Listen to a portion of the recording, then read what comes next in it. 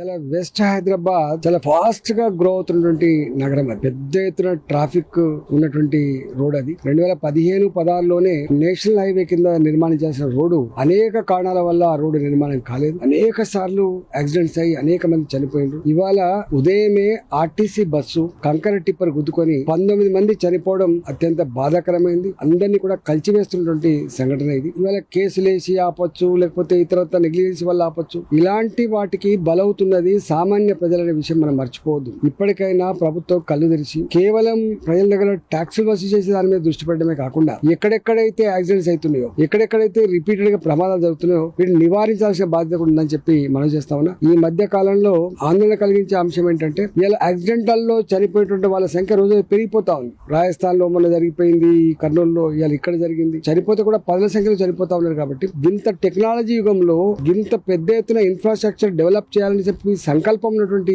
ఈ స్టేజ్ లో ఇంకా గిట్లా చనిపోవడం ఇలా సభ్య సమాజం తరలించుకునే పద్ధతిలో ఉంది. కాబట్టి తక్షణమే ప్రభుత్వం ఇంటర్వ్యూన్ అయ్యి ఇవాళ కేసులు వేసిన వాళ్ళు, లేకపోతే కావాలని చెప్పి ఆపే వాళ్ళు, కాంట్రాక్టర్ గా ఉన్నటువంటి వాళ్ళు నెగ్లిజెన్స్ తోటి జరుగుతుందో వీటిని నిర్మూలించి తక్షణమే అభివృద్ధి కార్యక్రమాలు చేపట్టాలని, ప్రజల ప్రాణాలు కాపాడాలని చెప్పి ప్రభుత్వాన్ని డిమాండ్ చేస్తారు.